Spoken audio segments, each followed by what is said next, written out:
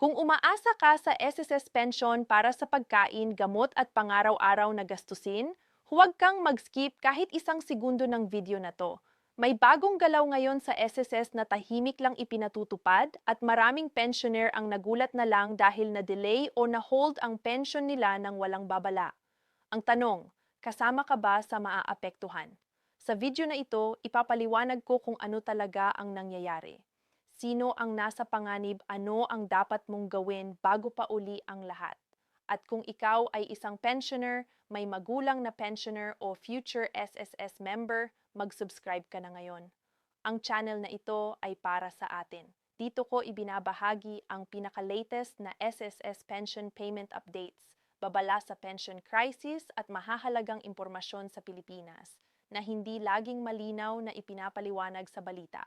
Para hindi ka mabigla, para hindi ka maiwan, at para siguradong alam mo ang karapatan mo, mag-subscribe ka at manatiling updated. Kinumpirmahan na ng Social Security System o SSS ang isang mahalagang pagbabago sa banking rules na posibleng makaapekto sa paraan ng pagpasok ng pension deposits. At kung ikaw ay pensioner, future pensioner, o may magulang o kamag-anak na umaasa sa SSS pension, kailangan mong makinig hanggang dulo dahil ang impormasyong ito ay pwedeng makaiwas sa delay, suspension o pagkawala ng buwanang benepisyo.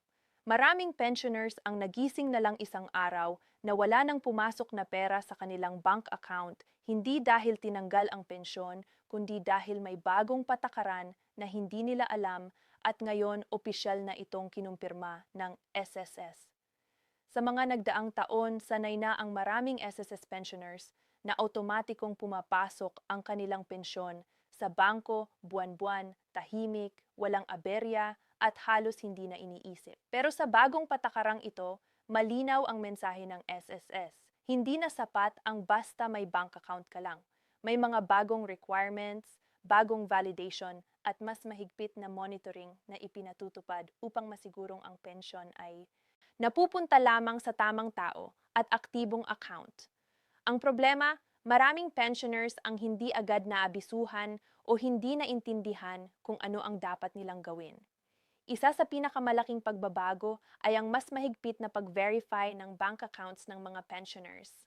Ayon sa SSS, napansin nila na may libo-libong account na dormant na, sarado na o hindi na ginagamit pero patuloy pa ring nakalink sa pension records. Sa ganitong sitwasyon, kapag nagpadala ang SSS ng pensyon at hindi ito matagumpay na na-credit, pwedeng ma-flog ang account ng pensioner at pansamantalang ma-hold ang susunod na release hanggang maayos ang problema. At dito, nagsisimula ang stress at kalituhan ng maraming senior citizens. Dagdag pa rito, kinumpirma rin ng SSS na magkakaroon ng mas striktong koordinasyon sa mga bangko. Ibig sabihin, ang mga bangko ngayon ay required na mag-report kung ang isang pension account ay matagal nang walang activity, may discrepancy sa pangalan, or may issue sa identity verification. Halimbawa, kung ang pangalan sa SSS record ay hindi eksaktong tugma sa pangalan sa bank account, kahit isang letra lang ang diferensya, pwedeng ma-delay ang pension deposit. Marami ang nagulat dito dahil dati ay hindi naman ito malaking issue. Isa pang kritikal na aspeto ng bagong banking rule ay ang personal appearance requirement sa ilang sitwasyon. Bagamat hindi ito para sa lahat, kinumpirma ng SSS na ang mga pensioners na may irregularities sa kanilang records ay maaaring tawagin para magpakita mismo sa bangko o sa SSS branch para sa revalidation. Layunin nito na maiwasan ang pension fraud, lalo na ang mga kaso kung saan patuloy na tumatanggap ng pensyon ang isang account kahit pumanaw na ang tunay na benepisyaro. Pero sa kabilang banda, nagdulot ito ng pangamba sa maraming matatanda na hirap na sa pagbiyahe o may problema sa kalusugan. Marami ring pensioners ang nagtatanong kung maaapektuhan ba ang mga ATM-based pension accounts. Ang sagot ng SSS ay malinaw. O kasama rin ang mga ito sa bagong monitoring system. Kung ang ATM card ay expired, hindi na ginagamit o nakalink sa isang account na may issue, maaaring maapektuhan ang pension deposit. Kaya napakahalaga na siguraduhing updated ang ATM card, aktibo ang account at tama ang lahat ng impormasyon na nakarecord sa SSS at sa bangko. Sa bagong patakarang ito, Binibigyang diin din ng SSS ang responsibilidad ng pensioner. Hindi na raw sapat na umasa lang sa sistema. Kailangang aktibong i-check ng pensioner ang kanilang bank account. Siguraduhing may regular na activity at agad na i-report kung may pagbabago tulad ng paglipat ng bangko, pagpapalit ng account number o pagsasara ng lumang account. Kapag hindi ito nagawa at nagkaroon ng aberya sa deposit, hindi raw agad-agad maibabalik ang pensyon hanggat hindi kumpleto ang verification. Isa sa pinakasensitive na bahagi ng bagong rule ay ang paggamit ng joint accounts. Kinumpirma ng SSS na mas mahigpit na ang pagsusuri sa mga joint bank accounts kung saan pumapasok ang pensyon.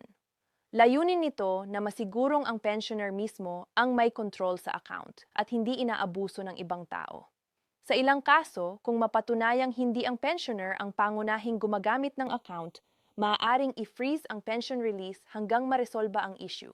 Para sa maraming pamilya na gumagamit ng joint account para sa convenience, ito ay isang malaking pagbabago na kailangang paghandaan. May mga ulat na rin ng mga pensioners na nakaranas ng delay sa kanilang pensyon dahil sa simpleng problema, tulad ng hindi updated na personal information. Halimbawa, may mga account na nakatag pa rin sa lumang address o lumang marital status at kapag kinumpara ito sa bank records, nagkakaroon ng mismatch. Sa ilalim ng bagong patakaran, ang ganitong discrepancies ay hindi na basta-basta pinapalampas. Nilinaw din ng SSS na ang mga pensioners na nasa abroad ay kasama rin sa bagong banking rule. Para sa kanila, mas mahalaga ang regular compliance sa Annual Confirmation of Pensioners o HOP. Kapag hindi ito naisagawa sa tamang oras, maaaring otomatikong masuspend ang pension deposit. Sa bagong sistema, mas mabilis na raw ang coordination ng SSS at mga partner banks, kaya mas mabilis ding nadedetect ang non-compliance. Sa kabila ng lahat ng ito, iginiit ng SSS na ang layunin ng bagong banking rule ay proteksyon, hindi parusa. Ayon sa ahensya, bilyon-bilyong piso ang nawawala taon-taon dahil sa pension fraud at maling deposits.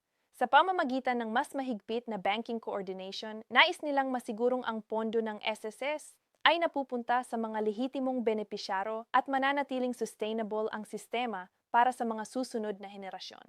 Gayunpamanan, hindi maikakailan na maraming pensioners ang naapektuhan emotionally at financially. Para sa karamihan, ang SSS pensyon ang pangunahing pinagkukunan ng panggastos sa gamot, pagkain at bayarin. Kahit ilang araw na delay lang ay malaking dagok na.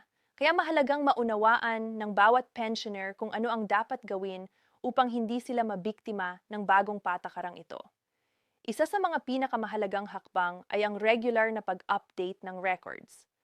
Pinapayuhan ng SSS ang lahat ng pensioners na bisitahin ang kanilang My SSS account or magtungo sa pinakamalapit na SSS branch upang tiyaking tama at updated ang kanilang banking information. Kung may pagbabago sa bank account, huwag maghintay na magkaroon ng problema bago i-report. Mas mabuti ng maagap kaysa magsisi sa huli. Mahalaga rin ang pakikipag-ugnayan sa bangko. Siguraduhing aktibo ang account, may regular na transactions at walang issue sa identity verification. Kung may natanggap na abiso mula sa bangko tungkol sa account status, huwag itong baliwalain. Sa ilalim ng bagong rule, ang bangko at SSS ay mas mahigpit na magpapalitan ng impormasyon. Para sa mga may edad na o may karamdaman, hinihikayat ng SSS ang paggamit ng authorized representative kung kinakailangan basta't dumaan ito sa tamang proseso. May mga dokumento at forms na kailangang isumiti upang maging legal at valid ang representasyon.